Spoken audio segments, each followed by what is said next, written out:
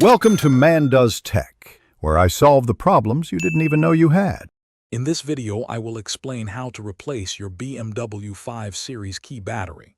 First, you'll need to identify which type of key fob you have, as the process can vary slightly. Next, make sure you have a small flathead screwdriver ready. Finally, ensure you have a fresh CR2032 coin cell battery on hand, as this is the most common type needed for these keys. Now let's open your key fob. Look for a small release button on the side or back of the key. Press this button and slide out the emergency key blade. With the blade removed, you'll see a small slot. Carefully insert your flathead screwdriver into this slot and gently twist to pry open the two halves of the key casing. Be gentle to avoid damaging the plastic.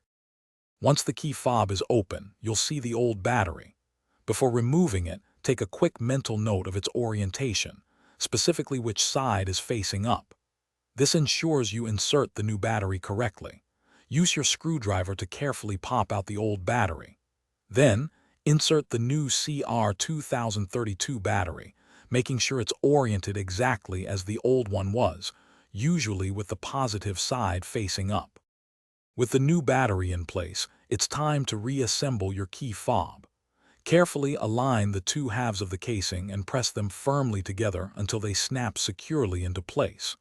Don't forget to slide the emergency key blade back into its slot.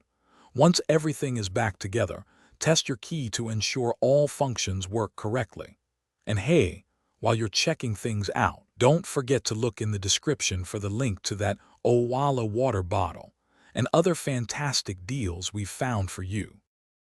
Thanks for watching. If you found this helpful, don't forget to like and subscribe.